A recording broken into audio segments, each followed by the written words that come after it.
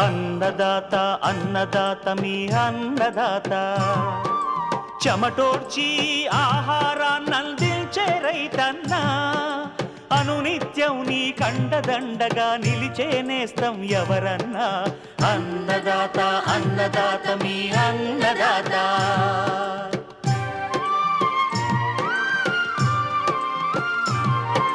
నూతన రీతుల సాగుబడికి నూరింతలు పెరిగే దిగుబడికి సూచనలిచ్చే సస్య రక్షణకు పశు పోషణకి శాస్త్ర విజ్ఞానం అందించి ముందుకు నడిపే తెలుగు రైతు భారతదేశానికి మకుటం అయ్యేలా తీర్చిదిద్దే ఆశయంతో మిమ్ము మేలు కొలిపేది అన్నదాత అన్నదాత అన్నదాత మీ అన్నదాత అన్నదాత అన్నదాత మీ అన్నదాత. అన్నదాత ప్రేక్షకులకు నమస్కారం. ఈనాటి ముఖ్యాంశాలు. ఉత్తర కోస్తా జిల్లాల్లో మెట్ట వరి నారుమళ్ల పెంపకం మెలకువలు. ప్రత్తిలో గులాబీ రంగు పురుగు నివారణకు ప్రారంభం నుంచి తీసుకోవాల్సిన జాగ్రత్తలు. గొర్రెలను ఆశించే చిటుకు వ్యాధి నివారణ చర్యలు. ఇంకా జై కిసాన్ వ్యవసాయ సమాచారం.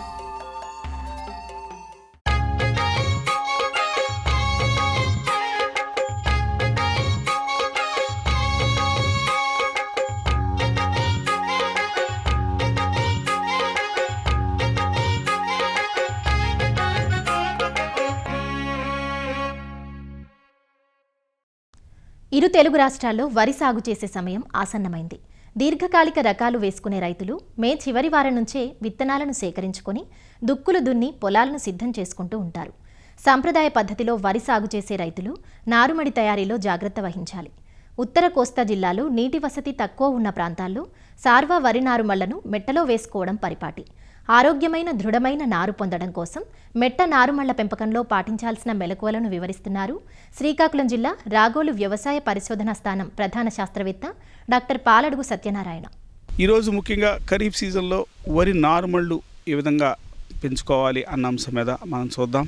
ముఖ్యంగా మనకు ఉత్తర కోస్తా జిల్లాలు చూసినట్టయితే ఇక్కడ ఏంటంటే మెట్ట నారుమళ్ళే ఎక్కువగా మన సాగులో ఉన్నాయి.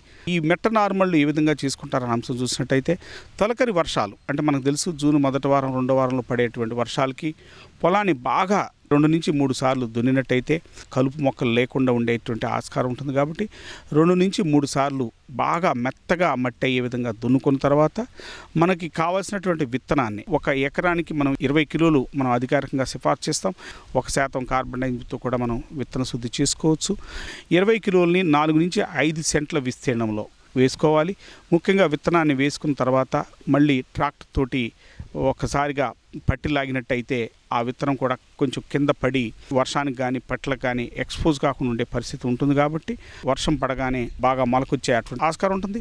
నీరు యొక్క లభ్యత ఉన్నప్పుడు వెంటనే తడుపుకున్నట్టయితే మనకి ఈ వరి విత్తనం బాగా మొలకొస్తుంది. కొన్ని సందర్భాల్లో ఏంటంటే విత్తనం పోసే ముందుగానే కొంత భాస్వరం ఎరువుని లేదా పొటాష్ ఎరువుని వేసుకోవచ్చు.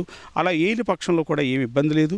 విత్తనం మొలిసిన 10-15 రోజుల మధ్య ప్రతి సెంటుకి ఒక సింగిల్ సూపర్ ఫాస్ఫేట్ అయితే 1 నుంచి 1.5 కిలోలు లేదా డిఏపి రూపంలో అయితే 1 కిలో ప్రతి సెంటుకి డిఏపి, అలాగే పొటాష్ చూసుకున్నట్టయితే ప్రతి సెంటుకి సుమారుగా 1 కిలో, అలాగే యూరియా అయినట్టయితే 1 కిలో. ఈ విధంగా 10 నుంచి 15 రోజుల మధ్య ఒకసారి వేసుకున్నట్టయితే నారు వేపుగా పెరిగే అవకాశం ఉంటుంది. దీర్ఘకాలిక రకాలైతే 35 రోజుల వరకు కూడా నారుమల్లో ఉంటాయి. స్వల్ప మధ్యస్థ కాల పరిమితి రకాలైతే 20 నుంచి 25 రోజుల మధ్య మాత్రమే నారుమళ్ళు ఉంటాయి. కాబట్టి ఆయా రకాల యొక్క కాల పరిమితిని బట్టి నారుమళ్ళు ఉండే వయసు కూడా మనం నిర్ణయం చేసుకుంటాం. కాబట్టి ఉదాహరణకి ఎక్కువగా ఖరీఫ్లో అనగా దీర్ఘకాలిక రకాలు ఎక్కువగా సాగు చేస్తాం.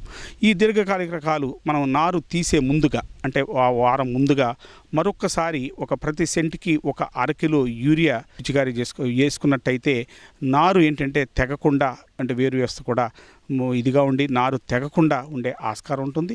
సస్యరక్షణ పరంగా చూసుకున్నట్టయితే మనకి నారు తీసే ముందుగా క్లోరిపైరిపాస్ కానీ మనం పిచికారీ చేసుకున్నట్టయితే నాటిన తర్వాత మనకి దాదాపు 10 నుంచి 15 రోజుల పాటు అటు ఊసపోటు కానీ ఇతర చీడపీడలు రాకుండా ఉండే ఆస్కారం ఉంటుంది. దీంతో పాటుగా తీసే వారం ముందు కార్బోఫురాన్ ఈ 3G గుళికలు కనుక మనం వేసుకున్నట్టయితే ముఖ్యంగా అటు కాండం తులసి రాకుండా ఉండే అవకాశం ఉంది. అదే కార్టాఫ్ హైడ్రోక్లోరైడ్ కల్డాన్ గుళికలు కూడా మనం ఈ నారుమల్లో వేసుకోవటానికి ఆస్కారం ఉంది.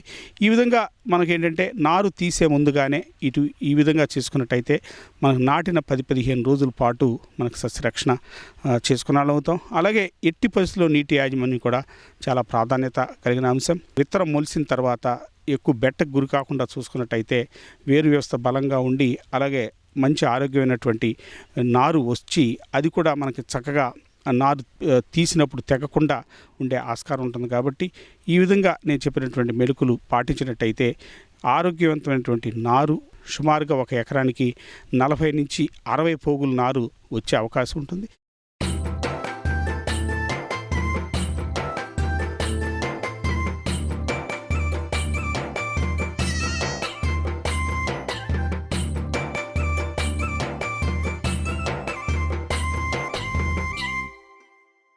తొలకరి పలకరించింది. కొత్త పచ్చిక, కొత్త నీరు, కొత్త చిగుళ్లతో అంతటా పచ్చదనం పరుచుకొని ఆహ్లాదభరిత వాతావరణం నెలకొనే కాలమిది. మారే వాతావరణం మూగజీవాల ఆరోగ్యంలో కొన్ని మార్పులు తెస్తుంది. బయట తిరిగి మేసే జీవాలు తొందరగా వ్యాధులకు గురవుతూ ఉంటాయి. వీటిలో మృత్యువాత ప్రమాదం ఉన్న వ్యాధి చిటుకు రోగం. ఏ రోగాన్నైనా లక్షణాలను బట్టి ముందుగానే గుర్తించగలం. కానీ చిటుకు రోగం ఆశిస్తే మాత్రం అప్పటిదాకా ఆరోగ్యంగా కనిపించిన గొర్రెలు చిటుక్కుమని చనిపోతాయి. అందుకే దాన్ని చిటుకు రోగం అంటారు. చిటుకు వ్యాధికి నివారణ కంటే నిరోధం ముఖ్యమంటూ తీసుకోవాల్సిన ముందు జాగ్రత్తలను తెలియజేస్తున్నారు శ్రీ వెంకటేశ్వర పశువైద్య విశ్వవిద్యాలయం, పశ్చిమ గోదావరి జిల్లా, వెంకటరామన్నగూడెం గేదెల పరిశోధనా స్థానం శాస్త్రవేత్త డాక్టర్ ఆనందరావు. ఈ క్లాస్ట్రీడియం పెర్ఫరెంజెస్ టైప్ డి అనేది ముఖ్యంగా ఇంజెక్షన్ అంటే ఈ మేత తినటం వలన గొర్రెల్లో మనకు బాగా కనిపిస్తుంది. అయితే ఎక్కువగా 2 వారాలు దాటిన తర్వాత ఈ యంగ్ ల్యాంబ్స్లో ఈ వ్యాధి మనము తరచుగా చూడవచ్చు. ఇది అన్ని రకాలైనటువంటి అంటే అన్ని స్టేజెస్లో అన్ని లైఫ్ స్టేజెస్లో గొర్రెల్లో మనకు ఈ వ్యాధి కనిపిస్తుంది. ముఖ్యంగా ఎక్కడైతే ఈ గ్రీన్ పాస్చర్ అంటే మంచి పచ్చగడ్డి, సక్యులెంట్ గ్రీన్ ఫాడర్ అంటే లేత పచ్చగడ్డి ఎక్కడైతే పుష్కలంగా లభిస్తుందో ఇవి బాగా మేస్తాయో అటువంటి మేత దొరికినటువంటి ప్రాంతాల్లో గడ్డి తిన్న తర్వాత ఈ యుక్త వయసులో ఉన్నటువంటి ఈ గొర్రె పిల్లల్లో ఈ వ్యాధి మనము చూడవచ్చు. ఈ బాగా మేసినటువంటి ఈ యొక్క గొర్రెలు సాయంత్రం ఇంటికి వచ్చేటప్పుడు సడన్గా చనిపోవడం అనేది జరుగుతుంది. ఇది వ్యాధి యొక్క ముఖ్య లక్షణము. దీన్ని ఓవర్ ఈటింగ్ డిసీజ్ అంటారు, లేకపోతే పల్పీ కిడ్నీ డిసీజ్ అని అంటారు. అయితే ఈ వ్యాధి ముఖ్యంగా గ్రెయిన్స్ అంటే ఈ యొక్క గింజ జాతి పదార్థాలు ఎక్కువగా తిన్నా సరే ఈ వ్యాధిని మనము చూడవచ్చు. ఎప్పుడైతే ఆ యొక్క చిన్న ఇంటెస్టైన్స్ అంటే చిన్న ప్రేగుల్లో ఈ యొక్క ఫీడు ఎక్కువగా ఉందో బయట నుంచి శరీరంలోకి వెళ్ళినటువంటి ఈ ఎంట్రోటాక్సిమియా బ్యాక్టీరియా, అదేవిధంగా కొన్ని సందర్భాల్లో రూమెన్ మైక్రోఫ్లోరాలో కూడా ఈ యొక్క బ్యాక్టీరియా ఉంటుంది. కాబట్టి దీనివలన ఎక్కువగా టాక్సిన్స్, ఎప్సిలాన్ టాక్సిన్ అనేది ప్రొడ్యూస్ అయ్యి అది ఇంటెస్టైన్స్లో అబ్జార్బ్ అయ్యి డైరెక్ట్గా బ్రెయిన్కి మీద దీని యొక్క ఎఫెక్ట్ కనిపిస్తుంది. కాబట్టి నర్వస్ సిస్టము ఇన్వాల్వ్ అవుతుంది. కాబట్టి మెడ వంపు తిరగడము కనిపించవచ్చు. అదేవిధంగా సరిగ్గా తూలి నడటం అంటే మందు తాగిన వాడు నడిస్తే ఏ రకంగా నడుస్తాడో అదేవిధంగా నడ్డం అనేది కనిపించవచ్చు. అదేవిధంగా డైజెస్టివ్ సిస్టమ్ కూడా ఇబ్బంది వచ్చి మనకు అక్కడక్కడ ఈ విరోచనాలు అనేది మనకు కనిపించవచ్చు. సడన్గా ఎగిరి కింద పడిపోయి చనిపోవడం అనేది జరగవచ్చు. ఈ వ్యాధి తీవ్రత కాకుండా సెకండరీ బ్యాక్టీరియల్ ఇన్ఫెక్షన్స్ అంటే ఇది బ్యాక్టీరియల్ డిసీజ్ కాబట్టి దీనికి వెంటనే యాంటీబయాటిక్ అనేది మనము ఇచ్చుకున్నట్లయితే ఈ వ్యాధి తీవ్రతను మనము తగ్గించుకోవచ్చు. అదేవిధంగా ఈ యొక్క వ్యాధి బారిన పడినటువంటి ఈ యొక్క గొర్రెలను మంద నుండి సెపరేట్ చేసి వీటికి ట్రీట్మెంట్ ఇచ్చి తగ్గిన తర్వాత మళ్ళీ మందలో కలుపుకోవాలి. ముఖ్యంగా ఈ వ్యాధి వర్షాలు పడిన తర్వాత మనకు కనిపిస్తుంది. కాబట్టి వర్షాకాలానికి ముందు అంటే ఈ యొక్క ఎంట్రోటాక్సిమియా ఈటీ వ్యాక్సిన్ అనేది మనకి ప్రభుత్వం సరఫరా చేస్తుంది. కాబట్టి ఈ గొర్రెల కాపరిదారులు అందరూ కూడా వాళ్ళ యొక్క సంఘాల ద్వారా ఈ యొక్క టీకాలను వేసుకొని తమ యొక్క గొర్రెలకు వ్యాధి నిరోధక శక్తి పెంచుకొని గొర్రెలను కాపాడుకుంటారని చెప్తున్నాను. అదేవిధంగా ఆల్ట్రా వ్యాక్ అనేటటువంటి వ్యాక్సిన్ కూడా వచ్చింది. దీనిలో 5 రకాలైనటువంటి వ్యాధులు, ముఖ్యంగా ఎంట్రోటాక్సిమియా కానీ, బ్లాక్ లెగ్ కానీ, ఇలాగా ఒక 5 రకాలైనటువంటి వ్యాధులతో కూడినటువంటి టీకా కూడా రావడం జరిగింది. ఆ టీకా వేసుకున్నా సరే మనకి గొర్రెలకు వచ్చేటటువంటి వ్యాధుల్ని మనము కాపాడుకోవచ్చును. ఈ యొక్క సీజన్లో మనము ఈ యొక్క గొర్రెలకు ఎంట్రోటాక్సిమియా వ్యాక్సిన్ వేసుకున్నట్లయితే మనము గొర్రెలను ఈ వ్యాధి నుంచి కాపాడుకోవచ్చు.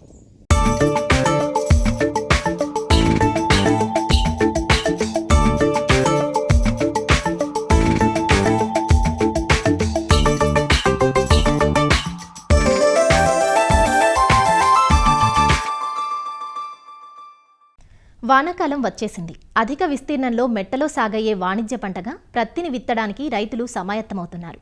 బీటీ రకాలు అందుబాటులోకి వచ్చాక ప్రత్తికి ప్రధాన సమస్య అయిన కాయతొలుచు పురుగుల సమస్య తగ్గినా గత కొన్ని సంవత్సరాలుగా గులాబీ రంగు పురుగు ఉధృతి అధికమైంది. ఒకప్పుడు పంట ఆఖరి దశలో మాత్రమే కనిపించేది. అయితే ఇటీవలి కాలంలో పంట తొలిపూత సమయం నుంచే కనిపిస్తోంది. దీంతో ప్రత్తి విత్తిన 2 వారాల నుంచి లింగాకర్షక బుట్టలు పెట్టడం అలవాటు చేసుకోవాలని నిపుణులు సూచిస్తున్నారు. అపరిమిత నష్టం కలిగించే గులాబీ రంగు పురుగు నివారణకు సాగు ప్రారంభం నుంచి సమగ్ర సస్యరక్షణ చర్యలు చేపట్టాలంటూ ప్రత్తి రైతులకు సూచిస్తున్నారు నాగర్ కర్నూలు జిల్లా పాలెం కృషి విజ్ఞాన కేంద్రం శాస్త్రవేత్త డాక్టర్ ఓ శైల. తెలంగాణ రాష్ట్రంలో పత్తి అనేది వాణిజ్య పంటల్లో ముఖ్యమైనటువంటి పంట. ఇది వానాకాలంలో ప్రస్తుతము రైతులందరూ సాగు కోసము సన్నద్ధమవుతూ ఉన్నారు. ఈ పత్తిలో ఎన్ని రకాల యాజమాన్య చర్యలు చేపట్టినప్పటికీ గులాబీ రంగు పురుగు అనేది ఒక పెద్ద సమస్యగా మారి దిగుబడిని తగ్గించడమే కాకుండా నాణ్యతను ఇది తగ్గిస్తూ వస్తూ ఉంది. అయితే ఈ గులాబీ రంగు పురుగుని నివారించాలంటే పంట ముందు నుండే వివిధ దశల్లో ఎలాంటి యాజమాన్య పద్ధతులు చేపట్టాలో తెలుసుకుందాము. ఈ గులాబీ రంగు పురుగు యొక్క జీవిత చరిత్రను, అది ఆశించేటువంటి తీరును గనుక మనం చూసుకున్నట్లయితే గులాబీ రంగు పురుగు యొక్క తల్లి పురుగులు లేత ఆకులపైన, పువ్వులపైన, కాడలపైన గుడ్ల సముదాయాన్ని లేదంటే విడివిడిగా గుడ్లను పెడతా ఉంటాయి. ఆ గుడ్లు పొదిగిన తర్వాత వచ్చినటువంటి చిన్న లార్వాలు ఏవైతే ఉంటాయో అవి లేత పూలను, కాయలను ఆశిస్తూ ఉంటాయి. ఇవి పూలను ఆశించినప్పుడు, మొగ్గలను ముఖ్యంగా ఆశించినప్పుడు ఇవి మొగ్గ లోపటికి వెళ్ళి లోపట ఉన్న పదార్థాన్ని తినివేయడం వల్ల ఆకర్షక పత్రాలనేవి విచ్చుకోకుండా ఆ పూలు ముడుచుకొని ఉంటాయి. వీటిల్నే గుడ్డి పూలని అంటారు. ఇక అవి కాయల్ని గనక ఆశించినట్లయితే కాయలపైన కనిపించినటువంటి చిన్నటి రంధ్రాలను చేసుకొని కాయలోపలికి వెళ్తాయి. అవి ఆ రంధ్రాలు కాస్త పూడ్చుకుంటాయి. మనకు లోపట పురుగు ఉన్నట్టు మనము తెలుసుకోలేము. అంతేకాకుండా ఇవి కాయ లోపటికి వెళ్ళి గింజలను, పత్తిని తిని లోపట తన పూర్తి జీవిత చక్రాన్ని పూర్తి చేసుకొని కోశస్థ దశల్లోనికి వెళ్తాయి. దీనివల్ల పత్తి యొక్క నాణ్యత తగ్గుతుంది, కాయలు పరిపక్వానికి రావు, వాటి ఎదుగుదల సరిగ్గా ఉండదు. వీటిని గుడ్డికాయలని అంటారు. ఈ గులాబీ రంగు పురుగు అనేది మామూలుగా ఆగస్టు, సెప్టెంబరు ఈ మాసాల్లో దీని ఉధృతి స్టార్ట్ అవుతుంది. ఆ తర్వాత పంట అయిపోయేంత వరకు కూడా దీని యొక్క ఉధృతిని మనము గమనించవచ్చు. ఇక పంట తీసేసిన తర్వాత కూడా ఇవి ఎండిపోయినటువంటి ఆ కాండాలల్లో, భూమి లోపట, పత్తిలో ఉండి తర్వాత సీజన్ వరకు కూడా ఇవి వెయిట్ చేస్తూ ఉంటాయి. కాబట్టి ఈ గులాబీ రంగు పురుగు అనేటువంటిది ఒక ప్రధాన సమస్య అని మనము చెప్పుకోవచ్చు. అంతేకాకుండా ఇది ఆశించినటువంటి పూలు, కాయలు పూర్తిగా ఎదగకుండానే రాలిపోవడం జరుగుతుంది. దిగుబడి అనేది, నాణ్యత అనేది చాలా ఎక్కువగా తగ్గిపోతూ వస్తూ ఉంటుంది. గులాబీ రంగు పురుగుని మనము నివారించాలి అనంటే పంట లేనప్పుడు, పంట వేసే ముందు, పంట కాలంలో, అంతేకాకుండా పంట తీసేసిన తర్వాత ఇలా వివిధ దశల్లో యాజమాన్య పద్ధతుల్ని మనము చేపడుతూ రావాలి. ముఖ్యంగా పంట కాలాన్ని పొడిగించకుండా చూసుకోవాలి. ఈ గులాబీ రంగు పురుగును ఆశించినటువంటి దూది కాండాలు ఏవైతే ఉంటాయో ఇంటి దగ్గర కానీ జిన్నింగ్ మిల్స్లో కానీ లేకుండా చూసుకోవాలి. వీటిని మనము భూమిలో కలియదున్నాలి, లేదు అనంటే కాల్చివేయడం లాంటివి చేయాలి. అంతేకాకుండా ఈ గులాబీ రంగు ఆశించినటువంటి పత్తిని జిన్నింగ్ మిల్స్లో జిన్నింగ్ చేసిన తర్వాత ఆ గింజలు ఏవైతే ఉన్నాయో వాటిని నిల్వ చేయకూడదు. దీనివల్ల కూడా ఉధృతి ఎక్కువగా అయ్యే అవకాశం ఉంటుంది. ఇక పంట కాలంలో చూసుకున్నట్లయితే పంట వేసే ముందు ముఖ్యంగా తక్కువ కాల పరిమితి ఉన్నటువంటి రకాలని ఎంచుకోవాలి. దీనివల్ల ఏంటి అనంటే పంట పొడిగించబడదు, రెండవ పంటకు వెళ్ళొచ్చు. ఈ గులాబీ రంగు యొక్క తాకిడిని మనం సమర్థవంతంగా నివారించవచ్చు. దీనికి మనకు ఒక మంచి సాంకేతిక పరిజ్ఞానము అందుబాటులోకి వచ్చింది, అదే అధిక సాంద్రత పత్తి. ఇదేంటి అనంటే వీటి యొక్క హైబ్రిడ్స్ యొక్క పంట కాలము తక్కువగా ఉండడం వల్ల అక్టోబర్ చివరి వారము లేదు అనంటే నవంబర్లో కల్లా ఈ పంట పూర్తవుతుంది. 1-2 తీతలతో మనకి పంట చేతికొచ్చేస్తుంది. ముఖ్యంగా గులాబీ రంగు పురుగు యొక్క తాకిడిని మనం సమర్థవంతంగా తప్పించుకోవచ్చు, రెండవ పంటకు కూడా వెళ్ళొచ్చు. దానివల్ల ఏంటి అనంటే భూసారాన్ని కూడా మనము పెంచవచ్చు. ఇది పంట మార్పిడికి చాలా బాగా పనిచేస్తూ ఉంది. అంతర పంటల్ని మనము సెలెక్ట్ చేసుకుంటూ ఉండాలి. అంతేకాకుండా పొలంలో తుత్తురుబెండ కానీ పొలం చుట్టూ గట్లపైన కలుపు లేకుండా శుభ్రంగా ఉండేటట్టు చూసుకోవాలి. మనము పంట సమయంలో చేపట్టవలసినటువంటి కొన్ని జాగ్రత్తల్ని చూసుకున్నట్లయితే పంట 45 రోజులు సమయంలో ఉన్నప్పుడు ఎకరానికి 4 చొప్పున లింగాకర్షక బుట్టల్ని అమర్చుకోవాలి. దీనివల్ల ఏంటి అనంటే మనము వాటి యొక్క ఉధృతిని గమనించవచ్చు. వరుసగా 2 నుంచి 3 రోజులు 7 రోజుల తర్వాత లేదంటే 8 రోజుల తర్వాత గనక మనకు ఒక బుట్టలో 7 నుంచి 8 రెక్కల పురుగులు గనక మనం గమనించినట్లయితే వెంటనే సస్యరక్షణ పద్ధతుల్ని చేపట్టాలి. దీని ఆర్థిక నష్ట పరిమితిని మనం గమనించుకుంటూ ఉండాలి. 10% గుడ్డు పూలు లేదంటే 10% గుడి కాయలు గనక గమనించినట్లయితే మనము సస్యరక్షణ పద్ధతుల్ని చేపడతా ఉండాలి. ఆర్థిక నష్ట పరిమితి స్థాయి దగ్గరలో ఉంది అని మనం గమనించుకున్నట్లయితే ఎకరానికి 4 ట్రైకోకార్డులను రిలీజ్ చేయాలి. దీనివల్ల ఏంటంటే ఈ పరాన్నజీవి గులాబీ రంగు పురుగుల యొక్క గుడ్లు పొదగకుండా లార్వాలు రాకుండా ఇది సహాయం చేస్తుంది. అజాడిరక్టిన్ 1500 ppm 5 మిల్లీలీటర్లు 1 లీటర్ నీటి కలుపుకొని పిచికారీ చేసుకున్నట్లయితే ఈ గుడ్లు పొదగకుండా ఉంటాయి. అంతేకాకుండా రెక్కల పురుగులు గుడ్లు పెట్టడానికి ఇష్టపడవు. ఉధృతిని బట్టి థయోడికార్బ్ అనే మందు లేదు అనంటే క్లోరిపైరిఫాస్, ఎమామెక్టిన్ బెంజోయేట్ 0.5 గ్రాములు లేదంటే స్పైనటోరము 0.9 మిల్లీలీటర్లు మార్చి పిచికారీ చేసుకోవాలి. ఏదైనా ఒక గ్రామంలో రైతులు గనక పత్తిని విత్తే ముందు సామూహికంగా ఒకేసారి పత్తిని గనక విత్తుకున్నట్లయితే ఈ గులాబీ రంగు పురుగును సమర్థవంతంగా నివారించవచ్చు. ఎకరానికి 4కు బదులు 8 బుట్టలు గనక అమర్చుకున్నట్లయితే సామూహికంగా గనక మరి రైతులు పాటించినట్లయితే చాలా మట్టుకు దీని ఉధృతిని మనము సమర్థవంతంగా నివారించవచ్చు. అంతేకాకుండా పంట కాలంలో 1 లేదంటే 2 సార్లు మాత్రమే సింథటిక్ పైరిథ్రాయిడ్ మందుల్ని వాడాలి. దీనివల్ల ఏంటి అనంటే రసం పీల్చే పురుగుల యొక్క ఉధృతి ఎక్కువయ్యే అవకాశం ఉంటుంది. పంట తీసేసిన వెంటనే గొర్రెలను కానీ పశువులను కానీ మేతకి వదలాలి. ఇక లేదు అనంటే ష్రెడ్డర్లతో రోటోవేటర్లతో కలియదున్నాలి. ఈ విధంగా గనక మనము వివిధ దశల్లో యాజమాన చర్యలు చేపట్టినట్లయితే ఈ గులాబీ రంగు పురుగుని సమర్థవంతంగా నివారించి మంచి నాణ్యత గల పత్తిని తీయడమే కాకుండా మంచి దిగుబడులను పొందే అవకాశం ఉంటుంది.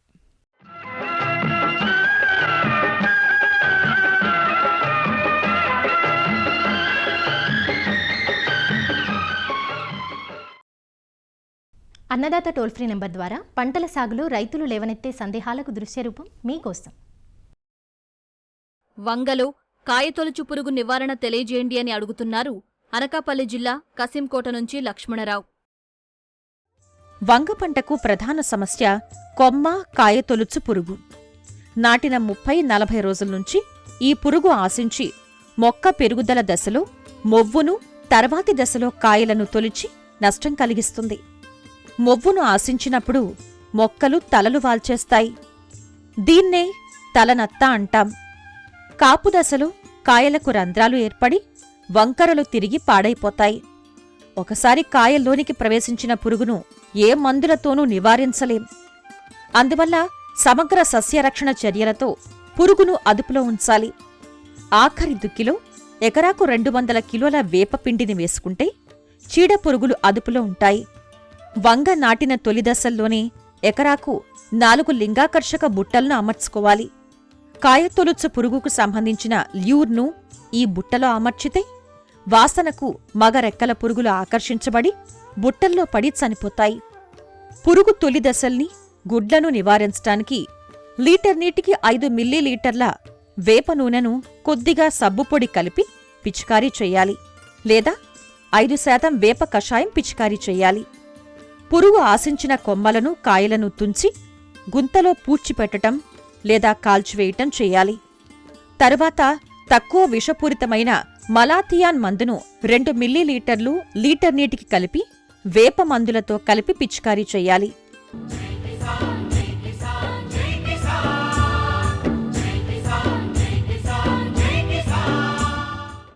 వ్యవసాయ సమాచారం ఇప్పుడు జై కిసాన్లో చూద్దాం. తొలకరి వర్షాలు పలకరిస్తున్న వేళ కొత్తగా మామిడి సాగు చేయాలనుకునే రైతులకు నాణ్యమైన అంటు మొక్కలను సిద్ధం చేసింది సిద్దిపేట జిల్లా ములుగులోని సెంటర్ ఆఫ్ ఎక్సలెన్స్. ప్రస్తుతం రైతులకు అందుబాటులో దాదాపు 22 రకాల మామిడి మొక్కలు 40,000 వరకు అందుబాటులో ఉన్నాయని ఇక్కడి ఉద్యాన శాఖ సహాయ సంచాలకులు కిషన్ రావు తెలిపారు. ఇక్కడి మొక్కలు నాణ్యంగా ఉండటంతో తెలుగు రాష్ట్రాల నుంచి రైతులు వచ్చి మొక్కలు కొనుగోలు చేస్తున్నారని, ఒక్కో మొక్క 40 రూపాయలకు అందిస్తున్నామని వారు తెలియజేశారు. మేము రైతులకు అందుబాటులో దాదాపు ఒక 34 వెరైటీస్ మేము తయారు చేశాం ఇక్కడ గ్రాఫ్టింగ్ అనే మెథడ్ ద్వారా. దాదాపు ఇందులో కేసర్, హిమాయత్, దశేరి 35, రత్న, బేనిషాన్ అన్నది కమర్షియల్గా మన తెలంగాణలో ప్రతి రైతు వేస్తున్నాడు. ఇప్పటి వరకు ఒక సంవత్సర కాలంలో 2023 ఏప్రిల్ నుంచి ఈ 14 నెలల కాలంలో మేము 80,000 మామిడి మొక్కలు రైతులకు సరఫరా చేశాము. నాణ్యమైన మొక్కలు మా దగ్గర ప్రతి వెరైటీ గురించి వెతుక్కుంటూ వస్తారు. ఎక్కడెక్కడి నుంచో ఫార్మర్స్ మా దగ్గరకు వచ్చి వాళ్ళ చాయిస్ ప్రకారంగా మేము లిస్ట్ తయారు చేసుకొని మేము ఆ లిస్ట్ ప్రకారంగా తయారు చేసి మేము ఏ రకమైనా సరే 7x10 పాలీబ్యాగ్లో 40 రూపాయలకు మాత్రమే ప్రతి రైతుకి మేము ఎన్ని మొక్కలు అంటే అన్ని మొక్కలు అందించడానికి సిద్ధంగా ఉన్నాం. ఇప్పుడు మా దగ్గర దాదాపు 34 వెరైటీస్ మేము తయారు చేశామండి. అందులో ఒక 14 వెరైటీస్ అయిపోయినాయి. ఒక 22 వెరైటీస్ ఇప్పుడు ప్రస్తుతానికి అందరికీ అందుబాటులో ఉండేటివి రెడీగా ఉన్నాయి మా దగ్గర. ఇప్పుడు 40,000 మొక్కలు మా దగ్గర రెడీగా ఉన్నాయి. 7x10 సైజ్ పాలీబ్యాగ్ ఇది. ముందు టెంకలు కలెక్ట్ చేసి బెడ్లో వేసి మళ్ళీ మొలకెత్తిన తర్వాత ఈ పాలీ బ్యాగ్లోకి తీసుకొని గ్రాఫ్టింగ్ సైజ్ వచ్చిన తర్వాత ఇక్కడ మేము గ్రాఫ్టింగ్ చేసాం చూడండి. ఈ కావాల్సిన మొక్క ఇన్ని స్టెప్స్ వచ్చిన తర్వాతనే మనం రైతుకు అందజేస్తాము. ఈ రూట్ స్టాక్ అంటే కింద నుంచి వచ్చే టెంక మొక్క ఎప్పుడు కట్ అయిపోవాలి. ఇక్కడ 7x10లో ఉన్నటువంటి పాలీ బ్యాగే నాణ్యమైన మొక్క. ఎందుకంటే ఇందులో తల్లివేరు వ్యవస్థ ఇందులోనే ఉంటుంది. భూమిలోకి మొక్కని మనము మార్చినప్పుడు తల్లివేరు వ్యవస్థ చనిపోకుండా స్ట్రేట్ అవే అది భూమిలోకి వెళ్ళి మొక్కకి యాంకరింగ్ ఏర్పడుతుంది. ఎంత పెద్ద గాలి దుమారమైనా, ఎంత పెద్ద వర్షాలు వచ్చినా కానీ గాలికి అటు ఇటు ఊగకుండా, ఊగినా కానీ మళ్ళీ అలాగే స్టెబిలిటీగా ఉంటుంది. నాణ్యమైన మొక్కలో నేను ఎందుకు చెప్తున్నానంటే 17 రకాల సయాన్ స్టిక్స్ అంటే ఏ స్టిక్స్ అయితే మనకు కావాలనో ఆ రేర్ వెరైటీస్ అన్నీ మా సిఓఈలోనే మేము పెంచుతాము. దాంట్లో మదర్ బ్లాక్ ఉంది. ఆ మదర్ బ్లాక్ నుంచే కావాల్సిన సయాన్ స్టిక్స్ అంటారు వీటిని. ఈ సయాన్ స్టిక్స్ మేము తీసుకొని ఇక్కడే మల్టిప్లై చేస్తాం. వెనీర్ గ్రాఫ్టింగ్ మెథడ్ ద్వారా మల్టిప్లై చేస్తాం. దీని గురించే మాకు ఎక్కడెక్కడి నుంచో ఆంధ్రప్రదేశ్ నుంచి, కర్ణాటక నుంచి, తర్వాత తెలంగాణలో ప్రతి జిల్లా నుంచి ఎంతో పెద్ద డిమాండ్. ఈ డిమాండ్కి తగ్గట్టుగా మేము రైతులకి అనువైన ధరలోనే 40 రూపాయలు మాత్రమే మేము ఇస్తున్నాము. నాణ్యమైన మొక్క, ప్రతి మొక్కకి మేము బిల్లు, వెరైటీ కూడా రాసిస్తాం. మరిన్ని విభిన్న అంశాలతో రేపటి అన్నదాతలో మళ్ళీ కలుసుకుందాం. అంతవరకు సెలవు. నమస్కారం. అన్నదాతలు తమ సందేహాలు, సమస్యలను 1800-425-4085 టోల్ ఫ్రీ నెంబర్లో ఉదయం 10 నుంచి 11 గంటల మధ్య పని దినాలలో సంప్రదించగలరు. ఈ కార్యక్రమాన్ని యూట్యూబ్లో www.youtube.com/అన్నదాత ఈటీవీ లింక్ ద్వారా వీక్షించవచ్చు. అన్నదాత కథనాలు ఈటీవీ విన్ మొబైల్ యాప్లో వీక్షించండి.